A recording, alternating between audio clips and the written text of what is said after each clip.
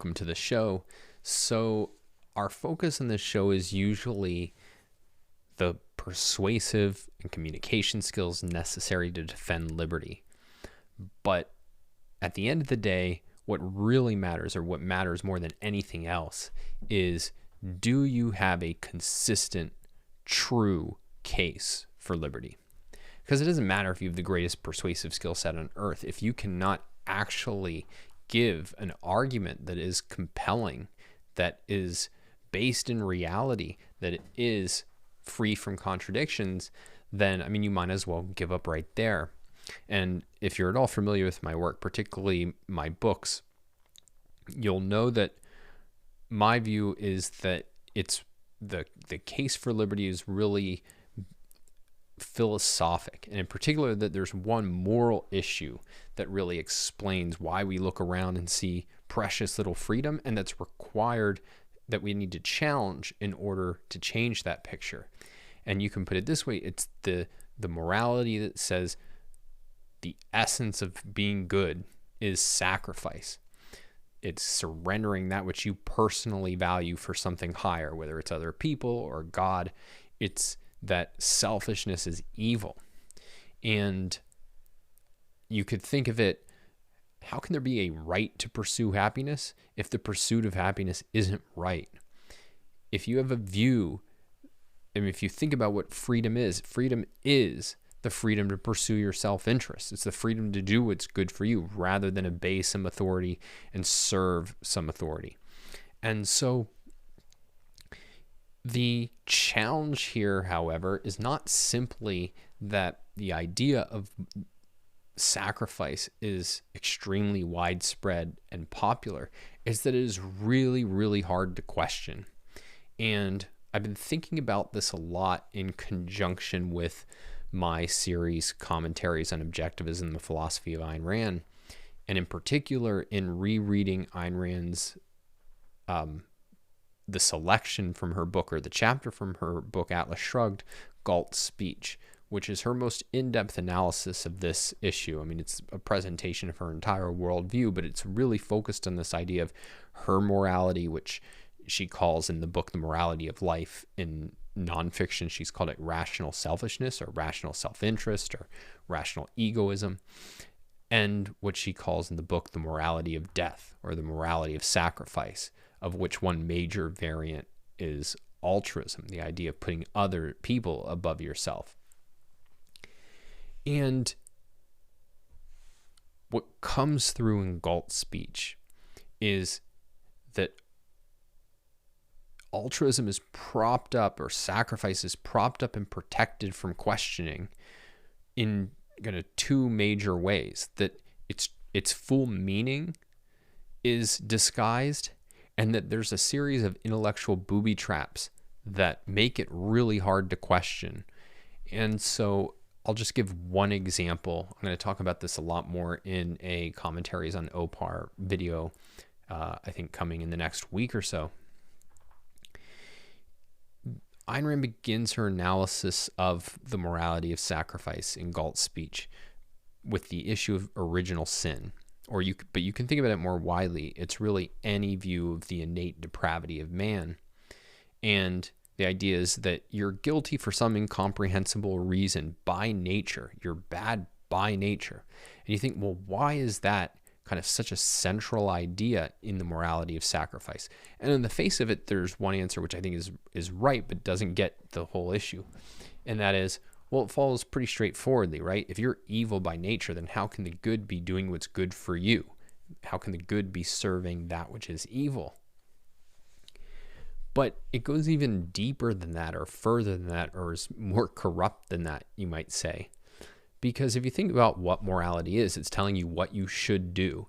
And this is not an insight from Ayn Rand, it's an insight from everybody on earth, more or less, that, well, no, you can't really be consistently good. You can't live up to this morality 100% of the time. You can't achieve the moral ideal of sacrifice.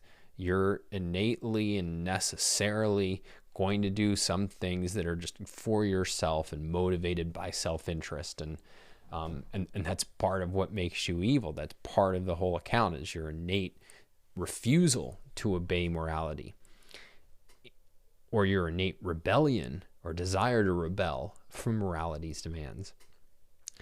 And so you have to put yourself in the position of a person who's kind of viewing the world through this lens and trying to question it. And if they say, yeah, that doesn't really make sense. How can you have a morality that you can't live up to? Well, no, that's just proof that you are innately evil. If you were good, you would be able to live up to morality's demands. And the very fact that you can't is not a problem with our morality. It's proof that our morality is right, because you are innately evil, and therefore you see the way in which the things that a person would question about the ethics are the things that there's these traps that prevent you. The answers sink you deeper and deeper into the sandpit that is this moral code. And so the idea is that this is a really hard concept to question. It's a really hard perspective to get out of. And thankfully, we have Ayn Rand, who laid out in eloquent clarity what is so evil about this perspective, and then an alternative. But I've also found that she is, precisely because she's going so deep into this morass, and because she's doing it in fiction, although she has nonfiction essays, it can be hard to kind of see it in the world and get, is this really the moral thinking that governs the decisions we make at personal levels, at political levels? And so one of the things that I'm also happy about is that my friend Peter Schwartz has a book on this issue, In Defense of Selfishness. And as we'll talk about on the show, the original title, I think, gets more to the overwhelming amount of content of the book, which was Tyranny of Need, and the way this idea of that we should be sacrificing ourselves in order to serve the needs of others really permeates our culture and prevents us from valuing and therefore, for those of us who are trying to champion liberty, champion a free society. And so we're going to talk about these ideas in this interview. And I also wanted to have Peter come on because we do talk about some communication issues, and Peter Schwartz was one of my writing teachers, and he was also the teacher of most of my other writing teachers. And one of the things I really got from him and admire about him is just the extreme clarity of his mind and thought processes. That is, even when I disagree with him, I know exactly what he thinks and why. And that's such a hard skill to cultivate. And indeed, one of the things that I struggle with in verbal or oral communication, not so much in writing, is the ability that he has to really have kind of crystal clarity about a logical progression, as you're talking off the top of your head. And so that's, it's always good to surround yourself with good role models in that regard. And so we get into just a lot of really fascinating topics. And so I hope you enjoy it. As always, be sure to subscribe to the podcast, to the YouTube channel. And as always, the best way to stay in touch is to go to donswriting.com and sign up for the newsletter. Now on the conversation with Peter Schwartz. Well, great, Peter. Thanks for coming on the show. I'm excited to talk to you. One thing that I think most people don't know is just how influential you've been on objectivists in terms of writing. You've either trained most of us or you trained the people who trained us. And I had the good fortune to take an editing workshop with you really early on in my career. And so I'm excited to delve into a little bit of that. Most of what I want to talk about is your book, In Defense of Selfishness. But I wanted to just start out with, how did you get interested in philosophy and in writing? Well, writing came way before philosophy. I was always interested in writing from grade school on. I would write stories and essays, and it's the one thing in school that I think I enjoyed, which is writing book reports or whatever. So I always had a predilection for that, enjoyed it. I enjoyed the idea of conveying ideas to other people. Early on, I didn't distinguish so much between fiction, and I was kind of drawn a little bit to fiction, but as time went on, I was drawn much more to nonfiction, where I was able to sit down and figure out how to communicate important ideas that I had to other people, and that gradually developed into a strong professional interest in writing. As to philosophy, that was Ayn Rand, whom I discovered when I was about 16, I think, and that just kind of blew me away with the idea that there's a philosophy of life that you can go by and you can learn how to be happy. All the characters, the heroes in her novels were always people who knew what they were doing. They didn't just wallow in their emotions. So that attracted me to philosophy, and combined with writing, that became my profession from pretty much then on.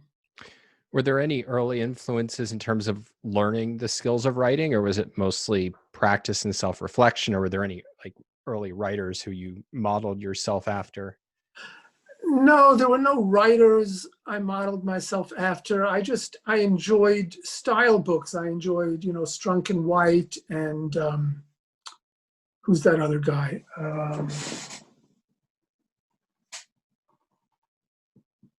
Fowler. I really enjoy looking at Fowler, modern English usage. For people who don't know, pick that up. It's very fun to thumb through. Yeah, I mean, just, can't sit down for a half hour and read it, but it has such a precise grasp of the language. But no, there were no writers that I can recall, other than Ayn Rand, I think, who influenced the way I wrote or the way I approached writing. And then one question in terms of learning Ayn Rand's philosophy, I think people don't, and it's even hard for me to conceive, because I came shortly after Opar was published. And after Leonard Peikoff published that, I think the philosophy is a lot easier to learn. How did you even go about developing your understanding, aside from, I mean, were you able to like access any of did you know some of the people involved, or, because I don't know your history in terms of your involvement with the objectivist movement. I just know that by the time you were writing The Intellectual Activist back in the 80s, I guess. Yeah, well, I started The Intellectual Activist in 1979, I believe. And before that, I came into contact with some of the people in objectivism, leading people in objectivism. I met Harry Binswanger. Actually, I took a course that Harry gave at the New School. A course he gave twice, which was really very interesting, on objectivism. And then gradually, through him and others, I was introduced to people. And when I decided, my master's degree is in journalism from Syracuse University, which I got in 73, I think. And so after I got that degree, I was kind of pondering what to do as a professional career. I was working as an editor for a magazine, for a pharmaceutical magazine, for several years. And I decided in late 70s, in 1979, that I wanted to launch my own publication, because another one of my compelling interests was business. I really liked the idea of being an entrepreneur, of having my own business, of running things and making it work. So I decided, let me launch this newsletter, The Intellectual Activist, and that combined both my interest in writing and my interest in business. And that's what I did for the next 11 years. And I mean, people can buy the early versions of it, and I encourage people to do it. It's really interesting to read. The thing that jumps out at me is, you will come away almost certainly with a very different picture of the Reagan presidency than you probably have if you're under the age of, let's say, 40. by reading those. I think you brought out a lot of how far he was from Yeah, a proper approach, particularly even in foreign policy, yeah, where in many respects he was better. Um, yeah. so I want to talk then about In Defense of Selfishness, and I'll start out this way, which is I'm surprised by how little I think people really study and understand Ayn Rand's critique of altruism as distinct from her defense of egoism. I think objectivists will pay a lot of attention to that, but her critique of altruism, I'll just give you one sort of example, which is I see often people will share on social media a really good Thomas Sowell quote about, why is it greedy for me to want to keep what I earn and not greedy for other people to want to take it? And that's a great quote, but I point out to people, I was like, Ayn Rand doesn't just ask that question in Atlas Shrugged, she gives an answer to it. She explains the kind of logic of altruism and why that is exactly the view. And so how did you become interested enough in that particular topic to write a book on it? And I mean, it's something you've been speaking about for decades. Well, the focus on altruism was a means of my being able to analyze cultural issues. I didn't want to write a philosophic treatise. I didn't want to write an academic book. I wanted to write a book that dealt with contemporary issues. And altruism is the way to do it, because obviously our society is drowning in altruism. It's not drowning in egoism. And my motive was to show how destructive and unjust altruism is by looking at how it actually manifests itself in our culture in so many different ways. In fact, the original title of my book was not In Defense of Selfishness, but it was more about altruism. The title was The Tyranny of Need. So I was going to simply focus on altruism from the standpoint of how this shapes the trends and the institutions in society today. Now, obviously, I was going to have to bring in the positive. You can't just focus on or criticize the negative without examining and defending the positive that stands in contrast to it. So I was going to deal with egoism as well in Ayn Rand's Defense of Rational Self-Interest, but my primary focus was on altruism, and the publisher persuaded me to reorient it a little bit and change the title and change a little bit of the content so that it focused on the virtues of selfishness and on the vices of altruism. Though I guess if you did a word count, you'd probably find that there are more words devoted to the negative than to the positive.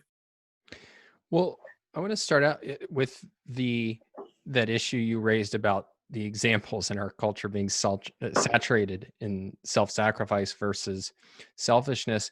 And in particular, I think we can talk about some political examples, but the question I always get from people is, where do I see it in my personal life? And because it's kind of stock, and let's call it important symbolic example of like a Mother Teresa, that's, I mean, the most explicit, or at least a very explicit way of understanding altruism. But we don't walk around and encounter a lot of Mother Teresas, and very few of us are tempted to be a Mother Teresa in our own lives and devote ourselves to the poor. So when you think about just going through life, what are some of the kinds of examples that a person who's trying to understand Ayn Rand's analysis of altruism would encounter? Well, look, how many people are there who pass by some homeless person asking for a handout and don't feel guilty for not helping him? Even if people do pass them by, they'll feel, I wish I probably should give him something, but I'm selfish. I need the money for myself. Look at the whole, look at the contemporary movement now that dominates the headlines, that Black Lives Matter. What is that based on? That's based on inculcating guilt in people who've succeeded by pointing out all the people, supposedly largely minorities, who have not succeeded. That if blacks have less than whites, you should feel guilty. The whites should feel guilty no matter how much you've worked, how much you've earned the success, whatever success you've achieved, you have to feel guilty. And this movement has, the Black Lives Matters movement has advanced entirely because it makes the successful feel guilty. Why do they feel guilty? Because of altruism, because the quote haves have something that the have-nots don't, and therefore should feel obligated to overturn their lives and sacrifice so that this quote inequality is remedied. So altruism is everywhere. I'm trying to think of when I want to raise this. I'll raise it now, and which is when you're going to contrast altruism with egoism, or Ayn Rand's view of selfishness. And as we talked about, the book's called In Defense of Selfishness.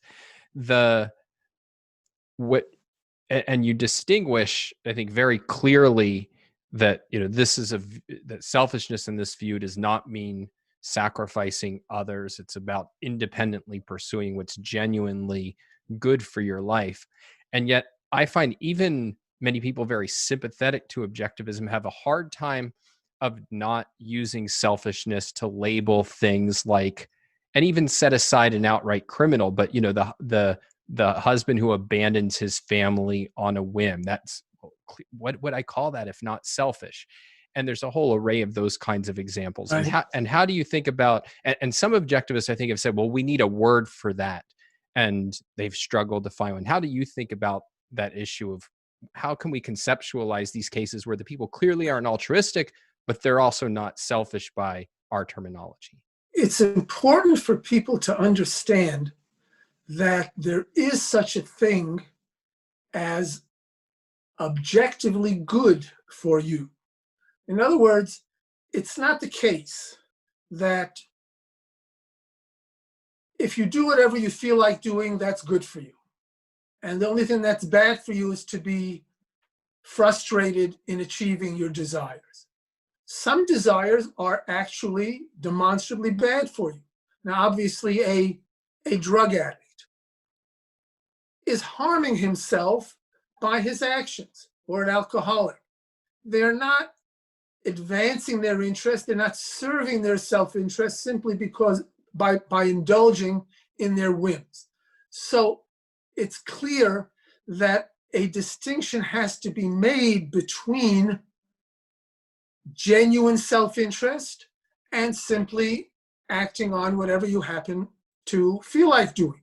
Well, okay, but what is the standard? How do you distinguish? How do you know what is in fact in your interest? And this is where Ayn Rand comes in and shows that the standard for the good, the standard for achieving your interest, is determined by what is required for your survival. Life, excuse me. Life is your fundamental value. Life is the value underlying everything else. What is required for man to sustain his life and to advance and to achieve success? As against animals who live by instinct, man doesn't. Man lives by his mind, lives by reason. So the first principle that you have to understand if you're trying to figure out what is in fact in your interest is it's in your interest to go by reason. That is, it's in your interest to use your mind to look at the facts, to look at reality, and then determine what course of action is required by the facts that I'm observing. A drug addict, in his more sober moments, can realize my life is destroyed by being addicted to cocaine or whatever. That doesn't advance my life. That doesn't sustain a living. If he were to focus on reality, if he were to be rational, he would see that.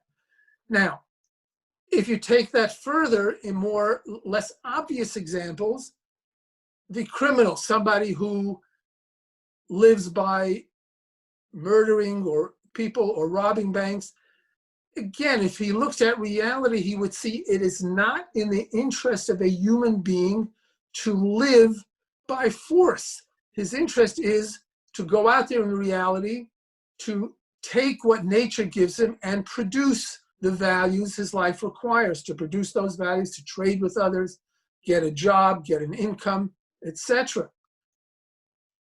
If I'm a little hoarse, so you'll have to excuse me. Sure.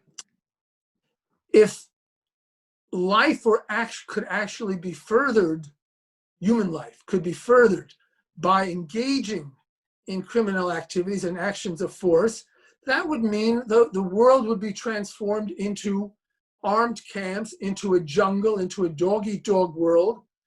And how could that possibly serve your interests? How could you possibly be productive and plan your life and advance and make progress in science or medicine or whatever if every minute you have to worry about your neighbor shooting you? So there are principles which determine what in fact is in a human being's interest. So the person in the example you gave, the husband who abandons his wife. Now he made, I don't know the exact circumstances, but let's say he's acting irrationally. He's the one, he wants to have an affair with someone else. He doesn't want his wife to know. He's being dishonest. He wants to cheat on her, sleep around.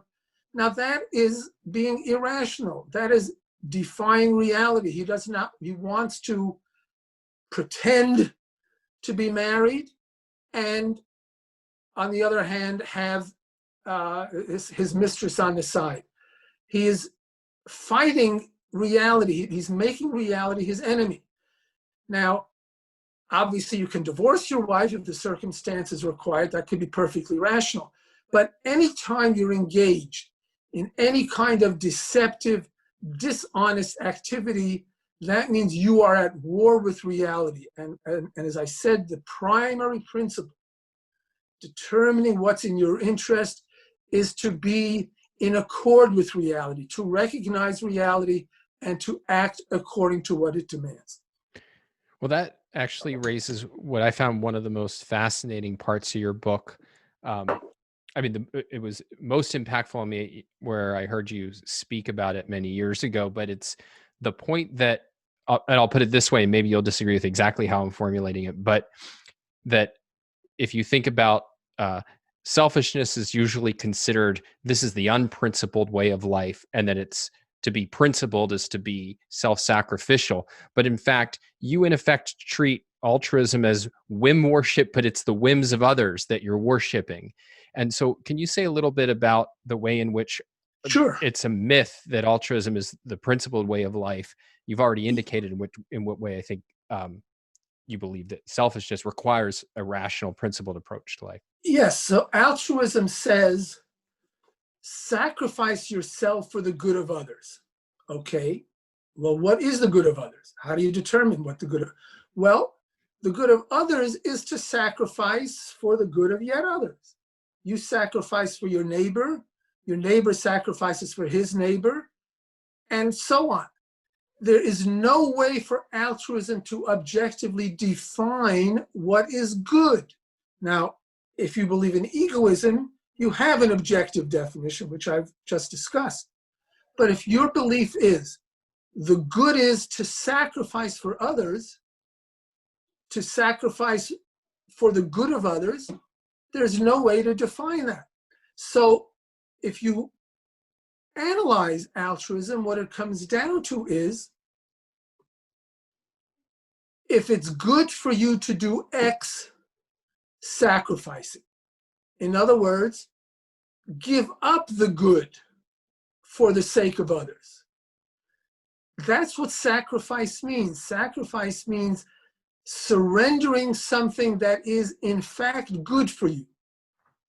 Give it up, surrender it, because altruism does not want you to pursue self-interest. Altruism does not want you to do what is good for you.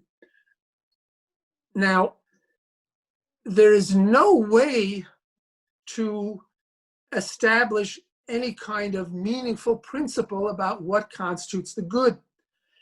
If you are, in fact, let's say, an honest person, you're an egoist, you believe you should be open with other people, you should not cheat other people, you should trade with them, exchange value for value, you should not defraud them. That's your principle. Now, let's say you find somebody in need, somebody who wants you to engage in some fraud because it will satisfy some need of his. Well, altruism says you have to do it. You can't say, I have principles, I'm a moral person, I'm not going to give up my principles. You have to give it up. In fact, the more important something is to you, according to altruism, the more obligated you are to give it up. That is what altruism means. And ultimately, what you give up in altruism is everything good, which includes moral principles and a whole code of morality. You should be immoral if that serves the needs of others. That is being a true altruist. I'm curious as to, so you've sometimes used the formulation like this is what altruism says, and this is what it would mean to be good according to altruism. And what I take it to be is that altruism, it's a certain principle and that has a certain logic to it. And versus, well, I found 40 footnotes of like some professor at Harvard who, says I'm an altruist and this is what it intends. How do you think about trying to grasp the implications of an ideology or a principle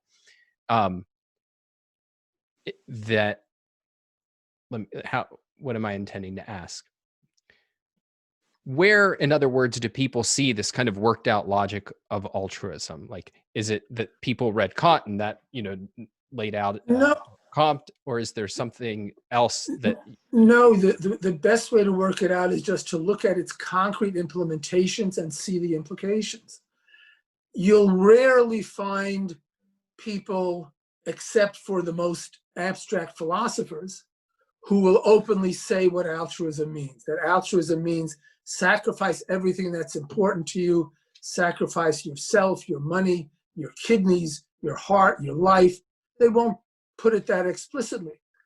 But if you look at the way it's implemented, you will see that that is the implication. That is what it rests on. Altruism, excuse me. Look at politics. It's clearest there. Altruism says if you have more than your neighbor, you are obligated to pay for to fulfill his needs. So we're going to tax you, or we're going to regulate you. We have the progressive income tax, which means the more you make, the more you've earned, the more you are duty bound to give that up. The greater percentage of it you are duty bound to give it up to someone who hasn't.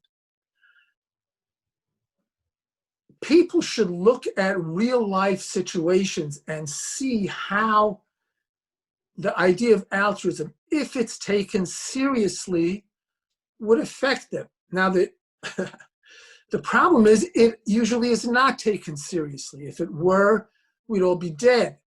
But that's a contradiction in altruism, a necessary contradiction, because it can't be implemented.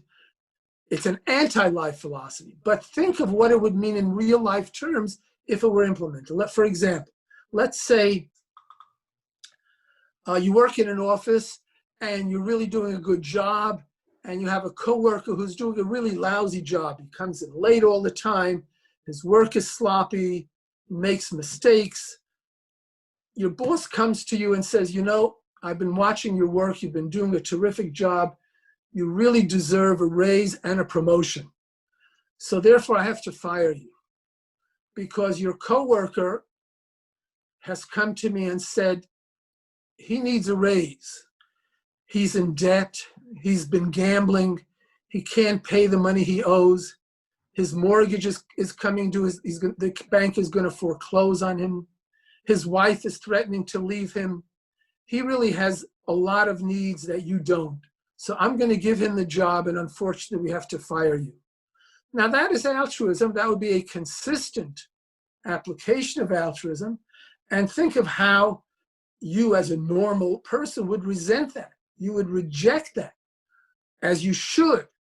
But what you should really reject is not just this concrete application of it, but you should reject the whole moral code that underlies it. And that is the moral code that dominates our culture today and has since Christianity. Yeah, I think that's a really helpful methodological point. And in other words, it's not that we do encounter bosses who explicitly that, but for example, there are bosses who, out of guilt will help out, won't get rid of the employee who's showing up late, showing up drunk, not doing a great job. He'll feel like, well, it's going to be too bad for this guy to lose his job. And that in effect, what he's sacrificing is his well-being and the business's well-being and the rational person who's seeking a job that he can't get at this place because the person's unwilling to assert rational, self-interested standards. And to get that clarity on that, that what makes that bad is that there's this fundamentally wrong premise of that the needs of others should be supreme above my own welfare. Yes, exactly. That's exactly right. I'm curious, what was the most fun part of the book to write, or at least the part the section that you're most proud of?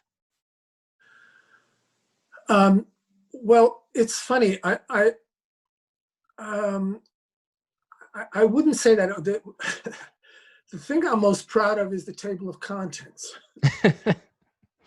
I just was looking at it before this interview today, looking at it again. I haven't seen it in quite some time. And I just enjoy the structure of the book. I really like the way I've arranged different points and raised what I think are some new perspectives on it in a way that leads the reader from, let's say, complete acceptance of altruism at the start to gradually seeing what's wrong with it and what's the alternative to it and what are its consequences and what does it really mean until, they get to the end and see, gee, this is not what I want. I really want to live my life and embrace myself and my values. So there should be a favorite part that I have, but it's the structure that's the most favorite thing to me.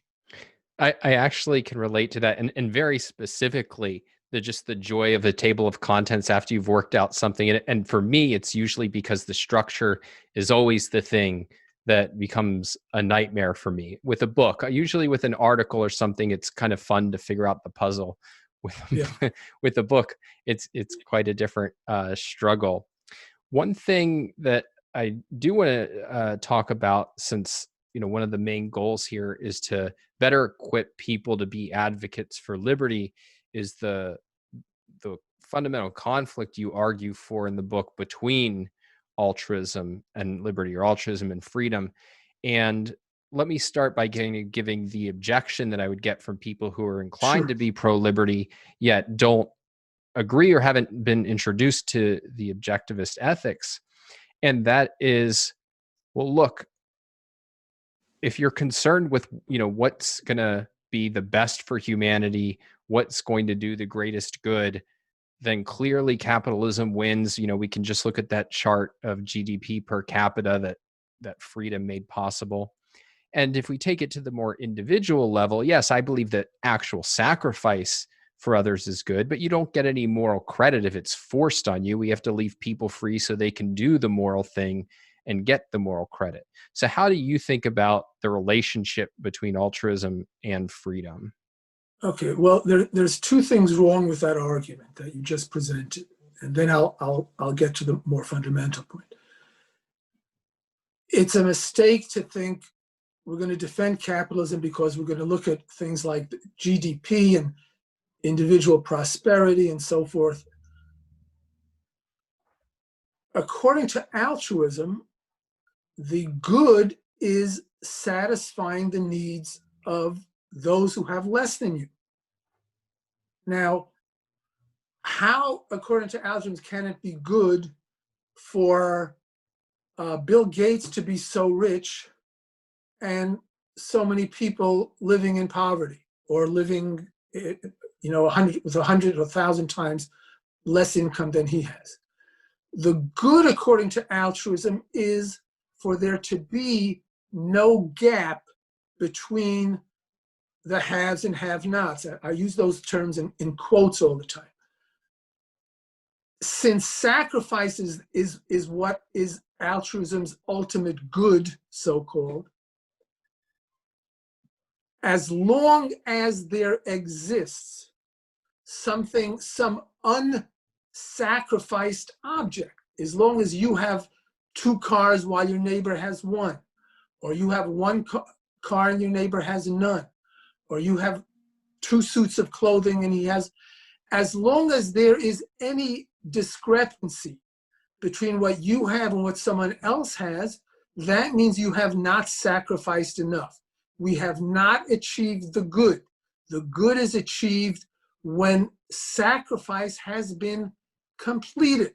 And that means when, in effect, everybody is living equally in abject misery.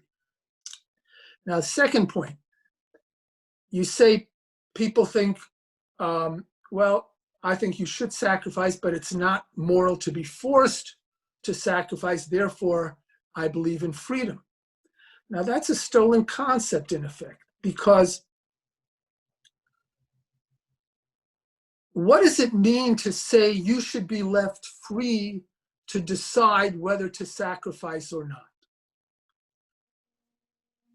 If you have a moral duty, if you have an obligation to your neighbor to sacrifice, why can't he come and collect it? Why can't he force you to pay that debt the same way he would go to court and sue you if you owe him money? Altruism believes you have a debt to the needy, and to whatever extent you are able to satisfy the wishes of the needy, you must do so. It's a debt and the government will enforce it by law. And further, what is the whole basis for the idea that individuals ought to have a choice about what they do, a choice about how they live? If you're a slave on a plantation hundreds of years ago, do you have a choice? Does the master come to you and say, let me know what you'd like to do today. Let me know what field you'd like to work in. Let me know what you'd like to eat. No, the master makes the choice for him. That is the nature of the relationship between slave and master. Well, under altruism, we are all servants of others. It's selfish to pursue your own needs. You have to pursue the needs of others, which is exactly what a servant does, exactly what a slave does. He can't pursue his own interests. He has to pursue the interests or the wishes of his master. So the idea of freedom of choice depends first on the idea of an autonomous human being. That is, that you are in control of your life. Your life is yours. It does not belong to others. If it does belong to others, why should you have any choice about how to live it? Well, before we go into the more fundamental point, if you'll forgive the interruption, I think one way to restate the point you just made is, in effect, the person who says, well, but you don't get moral credit if you sacrifice, unless you sacrifice freely and voluntarily. That's in effect giving too much selfishness, too much moral status. It's, oh, you're concerned with your moral credit? No, that's not what you should be concerned with. It's the needs of others. And so the idea that, no, we shouldn't force and you should be free to go off and be selfish so that in reality you can sacrifice and get moral credit. There's too much the focus on the good of the individual who's acting. I say that hesitantly because it's not really a focus on the good of the individual, but it's not taking seriously the full demands of altruism. Yes, that's true. And the other point I wanted to make, which is just implicit in what I've been saying, is that the whole concept of freedom is a selfish concept. Freedom is freedom of the individual. It's not the freedom of some unnamed mass collective. It's not the freedom of society. It's your freedom to do what you choose. It's your freedom to choose a career, to choose whom to marry. It's your freedom to choose what opinions to express. You're free to criticize other people. You're free to criticize the government. All of these are freedoms of the individual. They're in your selfish interest to act on. Under altruism, self-interest is bad. Pursuing what's good for you is bad. Therefore, freedom is bad. There's no justification for freedom except that it benefits the individual. If the benefit to the individual is evil, then freedom is evil. And how does the issue of collectivism fit into all of this? I sometimes think that it's, I think of collectivism as flowing out of this moral perspective of altruism.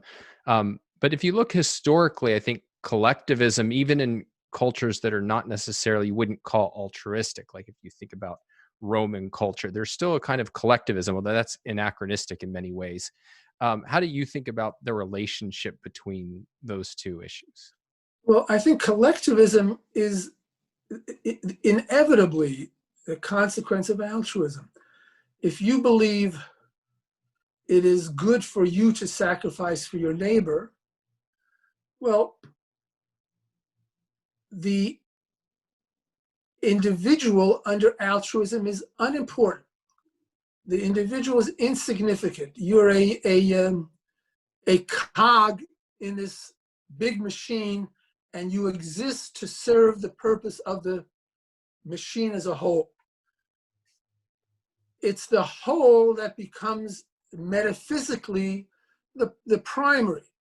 The individual is nothing. The society or the collective, whatever unit you decide determines a society, whether it's a race or an economic class or whatever, it's not the individual who's important. He's out of the picture. He's a means to the end of some bigger entity. That bigger entity is the collective. Now, collectivism is a metaphysical idea, where, as I said, it labels the individual as meaningless and as entirely subordinate, metaphysically subordinate to the whole.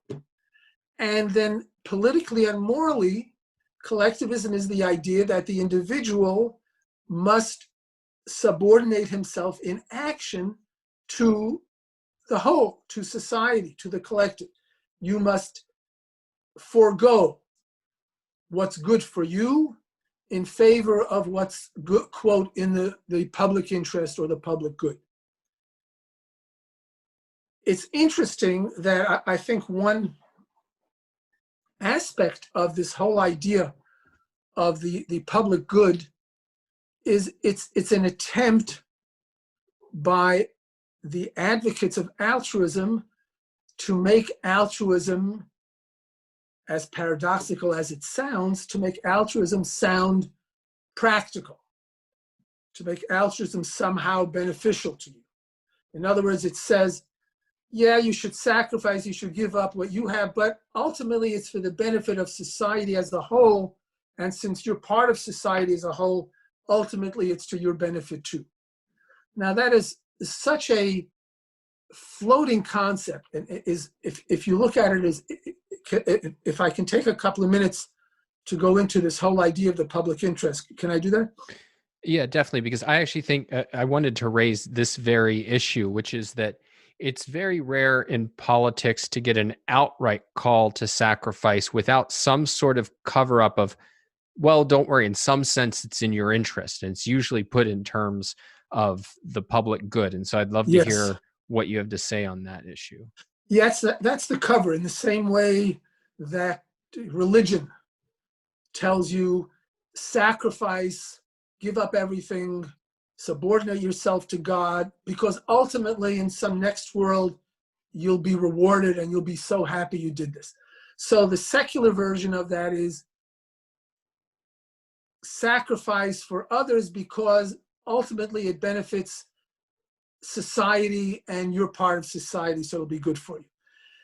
And if you ask yourself, if you try to analyze what does the concept of the public interest mean, you'll find it's impossible to define. Because what does it mean? Okay, if you press somebody, he'll say, well, there's the public interest is where something benefits society as a whole, as distinguished from private interests, which benefit only some selfish, narrow segment of society.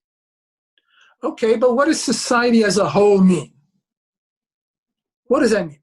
Well, let's look concretely at some so-called public interest projects. Let's take, if the government takes some land and makes it into a public park, well, the public interest is being served. If it's used for some private purpose, it's not. Yet, if you look at something like, let's say, Yellowstone Park, which is a public park, and supposedly serves the public interest, and compare it to something private like Disney World, well, Disney World has about 15 times more people coming to visit it every year than Yellowstone Park does. So why is it if you go to Yellowstone Park, you're a member of the public, but if you go to Disney World, you're a private citizen? Or take television.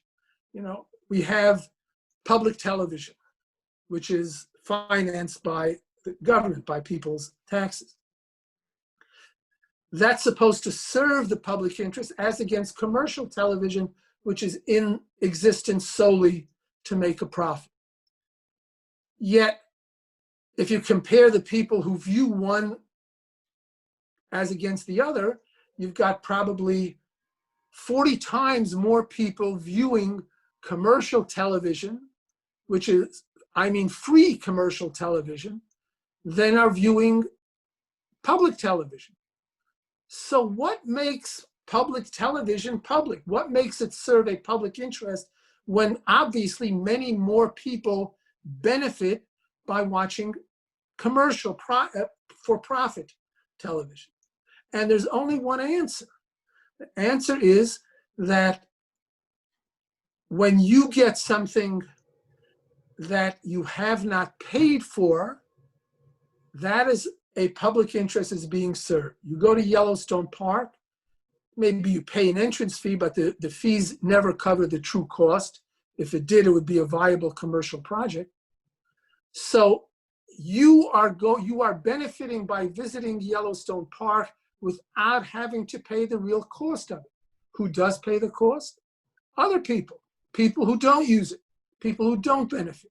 In other words, the non-users, the non-beneficiaries are paying for those who use it and benefit from it. The non-users are sacrificing for the sake of those who do use it. That is what defines the public interest. If you get something that is not being paid for on a commercial basis, on a trade basis, on saying, here's the value that I'm offering, you want to pay for it, be my guest, use it. If not, don't use it. That is what every business depends on. Public interest projects don't depend on this kind of voluntary exchange. There is no exchange. There's only some people being forced to support the activities of other people who are not willing and able to pay for it. That's the whole disastrous concept of the public interest. It's a meaningless concept used to disguise the idea of self-sacrifice. So I wanted to ask a couple questions about writing as we wrap up. And the first one is, one of the things I learned from day one was the importance of having a clear theme, stated in a full, complete sentence. And although I want to focus on nonfiction writing, I remember when we were going through our editing course, I once used as an analogy for some piece the theme of Atlas Shrugged, and you made a very eloquent statement, and I can't remember your reasoning at all about why a theme in fiction and a theme would be stated as something like the role of the mind in man's survival versus a complete sentence type theme for nonfiction. And I asked this as a very selfish question, which is I have my first novel coming out in early 2021, and so I've been thinking a lot more about how to be more self-conscious about writing in fiction. And so for the sake of the audience, the focus is on why we need a theme. But if you want to just throw in there a few words to differentiate a theme in fiction and nonfiction, I would be delighted. I'll try. I don't know if I can fully satisfy you. This is because I still haven't thought it fully. But let's start first with the main point, which is the importance of a theme. Anytime you're writing something, whether it's a letter to the editor or an op-ed article or a 500-page book, you've got to have a theme. This theme is what shapes the material that will go into that work. Because obviously you're constantly faced with an unlimited number of choices. There's a lot you never get all that you know down in a book. If you couldn't, there wouldn't be a book if you could. Your theme has to tell you, okay, this is the purpose for which you're writing this, let's call it a book. This is the purpose for which you're writing this book. You want to communicate to the reader X, Y, Z. You want to communicate to the reader that altruism is destructive. You want to communicate to the reader that honesty is in your self-interest.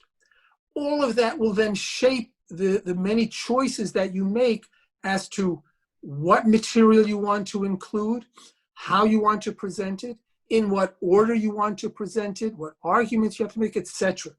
There is no way to write a successful piece without having the theme determine and shape the way in which that writing proceeds.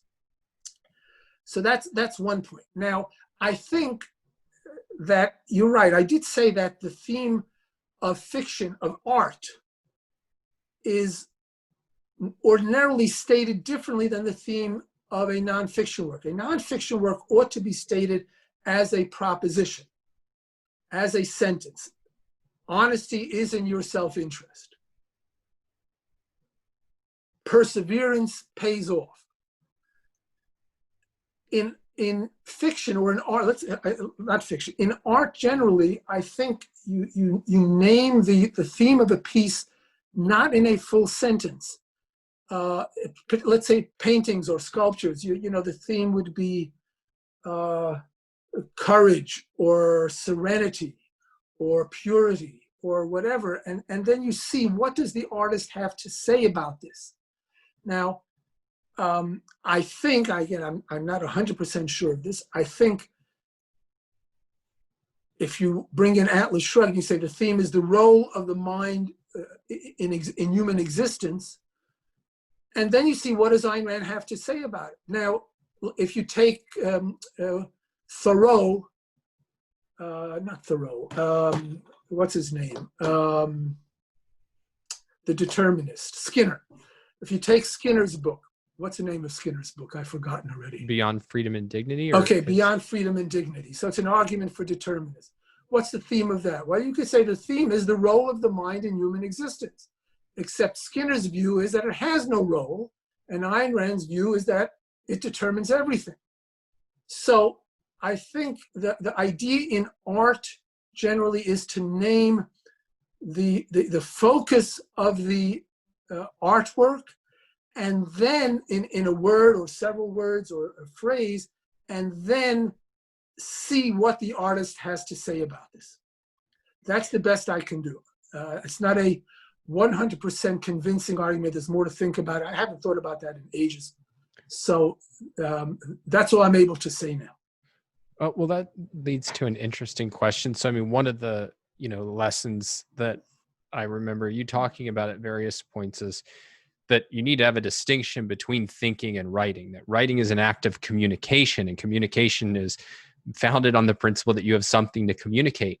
And just even tactically, when you feel like I need to get clear on something, what does that process look like? Is it just sitting down with pen and paper and asking questions, or do you have kind of strategies that you've worked out that kind of get you from confusion to clarity on an issue? Well, if it's at all anything complex, you will need to do it on paper or on a keyboard. You need to think on paper because your mind can't hold all the elements of this complexity. So you need to, I usually start with some questions, because if you're stumped by something, you say, I've got a problem, I don't understand something, that means you've got a question. Why is X, Y, Z and not A, B, C? Or how does this relate to that? Or how is this argument different from all of those things that you're not clear on? The nature of unclarity means you've got a question or 100 questions. Write them down. Write down the question and write down then the start of an answer, or that's not the right way to put it. Write down the elements of that question. Write down why it is a problem, why this you want to know why this argument is different from that. Write down why you think it seems similar, yet they're really not similar. Why they do.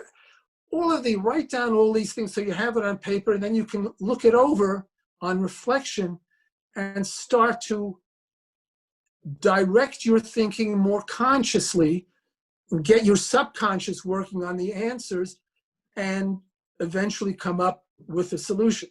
So thinking obviously is the first step in any non-simple process of writing. Thinking is for you. Thinking is for you to get clear on some issue that you're then going to present. Once you're clear on it, you can get to the stage of, okay, I am clear, I understand this 100%, I want to communicate this. Well, communication is for others. You're clear now, you want others to be as happy as you are in the knowledge that you've acquired. And then you have to figure out not only understanding it, but how to get other people to understand. How do I communicate in their context of knowledge something that I now already understand? Well, I want to ask then one final writing question.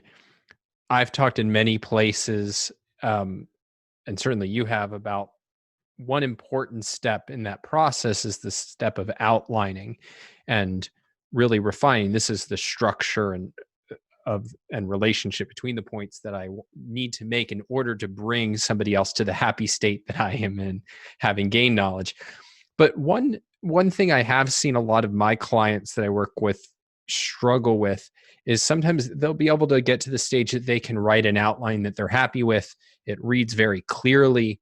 And yet when it actually comes time to sit down and turn that into a draft, they freeze up, or they feel like their mind's not feeding them what's been condensed into each individual point. And I'm wondering about your view of what is the process, at least in your case or in the people you've worked with, look like? Do I have my outline right beside me and I'm, copying down the sentence and adding some more sentences? What does it involve to go from an outline to a draft? Well, you have several choices, and a lot of them depend upon your particular psychoepistemology, probably would be the best way to put it. some people can work from a very thin outline. In other words, you could have one sentence for each point. Let's say you want to make 10 points. You could have one sentence for each, and you could work from there and write your article or whatever. Others have points consisting of several sentences, and that's okay. That depends, again, on what best serves the needs of your individual mind. Now, I don't quite get the situation you described where someone has an outline, has finished it, but is paralyzed in starting.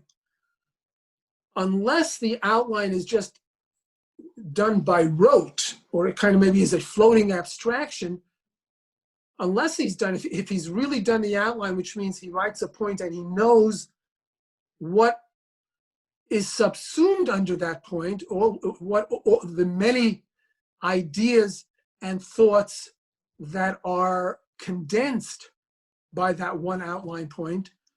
If he knows that, he should have no trouble then, okay, what does this unleash in me? I condensed all those points when I made the outline. Now let me uncondense it. Let me open this up and let the ideas flow out. So I'm not really sure why someone would be paralyzed if they've done a good outline. Well, I think there might be different reasons, but I think you named at least a central one that I've seen. Well, I'll just speak for myself in my own writing. The cases where I've had that problem are definitely where it's not a condensation. Effectively, this is kind of the objectivist point that goes here, and I haven't really done the work to make it my own and understand why it's necessary and what the reader has to grasp in order to follow the logic. Yeah, well, Peter, yeah. It's important to know every outline point is a condensation. It's important to look at it that way. I should add, on a personal note, if you have trouble with outlines, don't feel guilty. The outline to me is the hardest thing in any process of writing. The outline is the hardest thing. First, I'll often, if it's a longer project, I'll often have a ultra condensed outline, what I call a skeleton outline, consisting of, let's say, 3 or 4 points of the whole article, and then the longer outline with 10 or 12 or 15 points, whatever,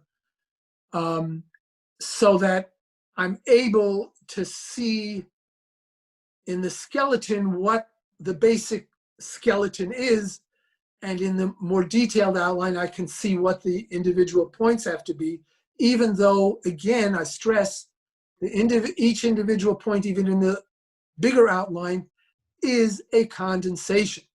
Now, I rarely end up with the same outline that I started with. I will edit them often, just like you edit your draft. You finish your outline, edit it, read it out before you start writing. I mean, edit it, make sure you're satisfied, get an idea. This is a good logical flow. The structure makes sense. I've included all the points that I need to. If you find yourself stuck at some point, or finds like, gee, this doesn't make sense, or this, point 2 really has to come at the end, or whatever, and that often happens, edit your outline, do another one, and start again.